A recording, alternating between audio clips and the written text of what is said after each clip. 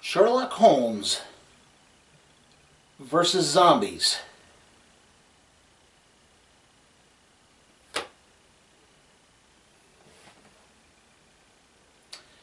Sherlock Holmes versus zombies.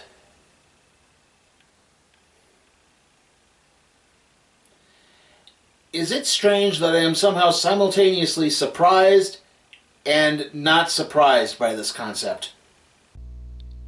I mean, it's not like the legendary detective hasn't had some outrageous adventures since his debut in 1887. He's had stories set in the 19th century, the 20th century, the 21st century, even the 22nd century. We've seen him in his youth. We've seen him take on Jack the Ripper. We've seen him as a lesbian dinosaur humanoid. He's been portrayed by the Son of Frankenstein, Doctor Who, another Doctor Who, Iron Man, Doctor Strange, and Zero Cool.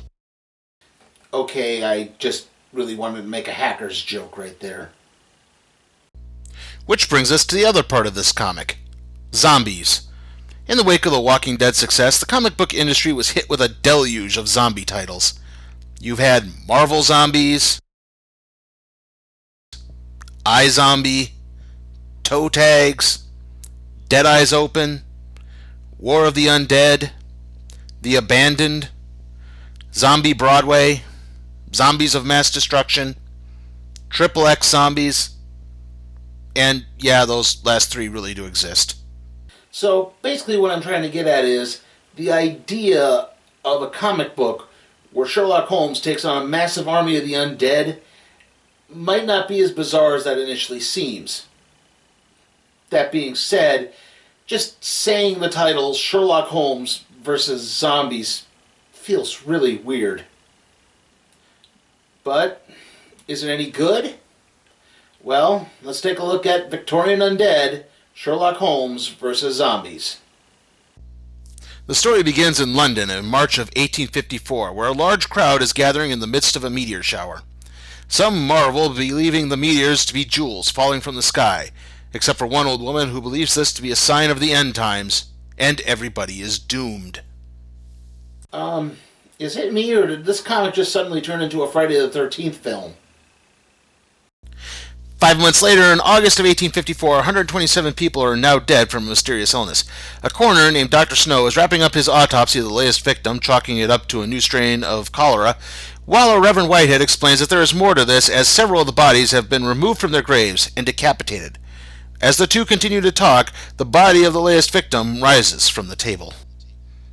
Flash forward 44 years to 1898, and two gentlemen prepare to enter a gentleman's club, where the owner of the establishment begins trying to exude a form of mind control upon them.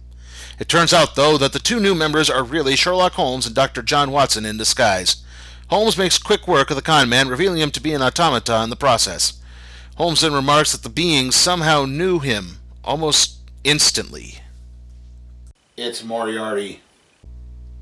Holmes and Watson retire to their flat at 221B Baker Street, where the next day they receive an urgent note from Detective Inspector Lestrade. It turns out the two workers on the London Underground came across a buried hand which possessed a gold ring. One of the men tried to procure the ring when the owner was not quite willing to give it up.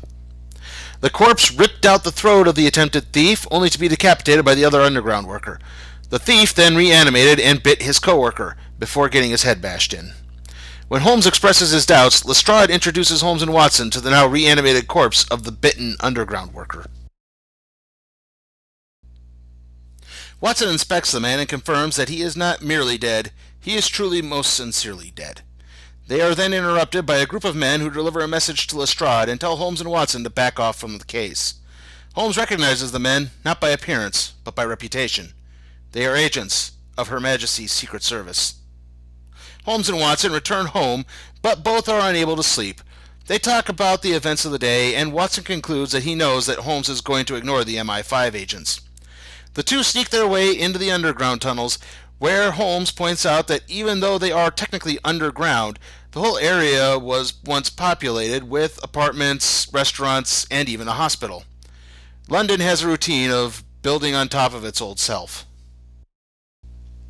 Upon arrival at the location of the attack, Holmes notes that the dirt where the corpse came from was pushed up, not dug. The two then begin tunneling down where they find the remnants of an old neighborhood and a mass grave. Holmes notes that some of the bodies in the grave are far too fresh to be from the time period the neighborhood is from. The two then look up to find themselves surrounded by an army of the undead. Holmes and Watson try to fight off the zombies but find themselves being overwhelmed. However, salvation arrives in the form of a group of armored commandos who begin taking out the zombies. Holmes and Watson are then escorted from the fight by a captain of the force. As Holmes notes, the commandos have possibly fought the zombies before.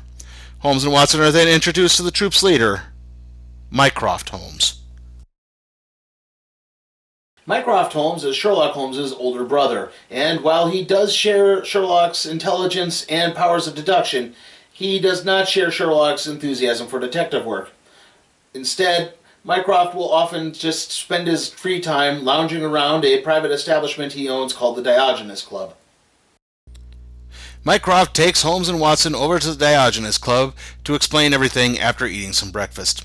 As they enter the building, the trio is followed by a cloaked individual who then heads over towards an old warehouse and fills his employer in on everything that has happened so far. It's Moriarty. Back at the Diogenes Club, Mycroft explains the situation to Holmes and Watson. The incident with the two underground workers forced the hand of the British government, which is why the agents threatened Holmes and Watson, though Mycroft knew his little brother would ignore the threat. Mycroft then explains about the incident in 1854, which was explained as a cholera outbreak, though the actual death toll was closer to 1,500 rather than 150. Police were sent in to stem the tide, only to be literally swallowed up. Eventually, armored forces were sent in to handle the problem.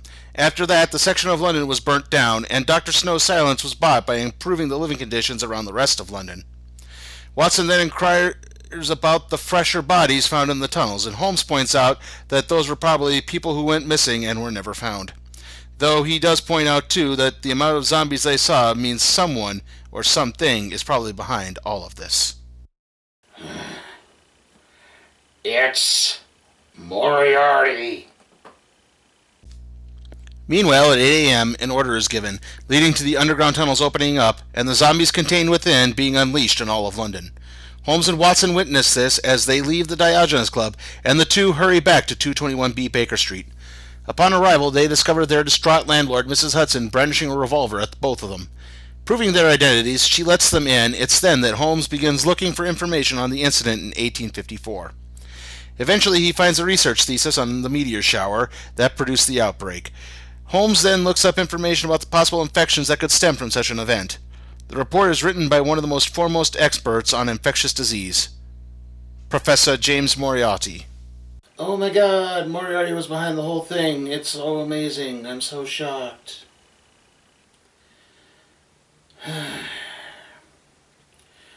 Professor James Moriarty is a criminal mastermind and often thought of as Sherlock Holmes' greatest enemy. This is despite the fact the character really only appears in one story, and in that one story, he dies during a confrontation with Sherlock Holmes at the Reichenbach Falls in Switzerland. However, Moriarty proved to be so popular that now whenever someone tries to do a new Sherlock Holmes story, they just keep shoehorning Moriarty into it. We get a flashback to the confrontation between Holmes and Moriarty at the Reichenbach Falls. The two struggle with one another until Holmes manages to toss Moriarty over the edge of a cliff. All of this is witnessed by Sebastian Moran, Moriarty's chief lackey. Moran makes his way to Moriarty's body as the professor lays dying. Moran pulls out a special medical kit and injects Moriarty with a unique serum before he dies. Moriarty then suddenly returns to life and attacks Moran. That is until Moriarty's intelligence manages to return, though he still has a craving for living flesh. Sebastian Moran is a skilled hunter/assassin with a penchant for card games. He's actually more of a recurring villain for Sherlock Holmes than Moriarty is. In fact, he appears several times in Sherlock Holmes' adventures trying to kill the detective. Returning to the present of the story, Moran states to Moriarty that the British government will soon cave to the professor's demands. Except, Moriarty has not actually made any demands. He is just planning to take over London by force. Since Moriarty is still in retention of his mental faculties, he will rule an army of the undead and turn London into his own personal Hades. Hades. Hades!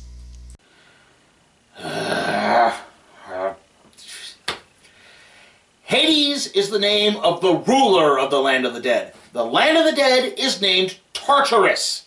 Learn Greek mythology! Moriarty then prepares to inject Moran with the serum. Moran suddenly has a crisis of conscience and refuses. Moriarty then calls for a few of his undead subordinates to attack Moran. Moran is bitten as he runs away. Back with Holmes and Watson, Mycroft's forces arrive to escort Holmes, Watson, and Mrs. Hudson to safety. As they prepare to leave, Moran arrives, only to be quickly attacked.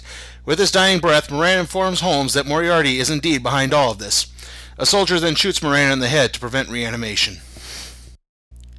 Holmes and Watson are taken to Windsor Castle while Mrs. Hudson is transported to her sister's home in Inverness, Scotland. At the castle, Holmes and Watson are introduced to Prime Minister Bellinger, who asks if they have any more information on the outbreak. Holmes points out that Moriarty is now much more dangerous than he was before. Bellinger then explains they might not have any other choice than to burn London once again. Holmes states that if there is any chance of stopping the outbreak, they must take out Moriarty. As this happens, British forces do their best to keep the zombie outbreak contained to London. Back at Windsor Castle, the plan to burn London is okayed, but Holmes continues to insist that Moriarty must be dealt with, and not just assumedly killed in the blaze. So Mycroft sets it up so Sherlock and Watson can sneak into London and take Moriarty down before the firebombing commences. Holmes and Watson make their way to an old slaughterhouse after analyzing some mud samples taken from Moran's shoe. It's there that they finally confront Moriarty, in the form of another automaton. Moriarty rants about Holmes' inability to stop him, which distracts Holmes and Watson long enough for the two to be jumped by a couple of zombies. However, Holmes and Watson take out the zombies under the automaton in quick order and flee the slaughterhouse. Holmes then deduces that Moriarty is holed up in Buckingham Palace, so he and Watson begin making their way to the royal residence. Once there, they make their way into the building via a secret escape tunnel. Meanwhile, Mycroft prepares the final preparations to destroy London. Mycroft begins the firebombing as Holmes finally confronts Moriarty. Moriarty opens up by pulling out a gun and firing repeatedly, winging Holmes' shoulder in the process. Holmes manages to get to cover and tosses out a small hand grenade. This doesn't kill Moriarty, though, as he begins strangling Holmes, saying that the two will burn together. This is when Watson manages to fire off a flare gun, allowing Mycroft's forces to locate Moriarty, Holmes, and Watson. The distraction is enough for Holmes to break away from Moriarty, breaking the professor's arm and leg in the process. Moriarty makes one final lunge, only for Holmes to decapitate him. Holmes then meets up with Watson, and the two flee the palace just before Mycroft's forces open fire on it. A few months later, work on rebuilding London continues while the few straggling zombies are quickly dealt with. Watson then turns in his rough draft of the story to Holmes, who points out that it will never be published because both were sworn to secrecy. Holmes then begins to muse on how the world is changing. A new life is emerging to take over the old. Moriarty's alive. However, the old world is not dying so easily, and because of this, it will lead to chaos. Moriarty's alive. Meanwhile, deep in the London Underground, James Moriarty, still alive, continues his mad experiments. Oh my god, it turns out Moriarty's really alive. I'm so shocked. Look, I will say this in the comic's defense. The artwork is pretty darn good, and the dialogue between Holmes and Watson is spot on. Unfortunately, that's also a real detriment in the comic. This thing is all talk and no action. I don't mind that we have long dialogue scenes between Holmes and Watson, but I think it would be better if maybe you overlaid some of the zombie apocalypse on top of that dialogue and it's not just them sitting around talking the whole time. I mean, long dialogue strands like that work in a novel, not in a comic.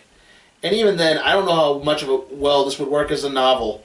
I mean, it's overly wrought and cliched. I mean, the idea that Moriarty is supposed to be a twist, and again, the revelation of Moriarty being alive at the end is supposed to be a twist. It's not a twist when someone can see it coming from 60 miles away. And also, there's a disturbing lack of women in this book. The only one who gets any form of prominence is Mrs. Hudson. I mean, you already had the cliche of using Moriarty. Why not throw in the cliche of using Holmes's on-again, off-again girlfriend, Irene Adler, while you're at it? This whole book, I really had high hopes for. I mean, I did a little research into this.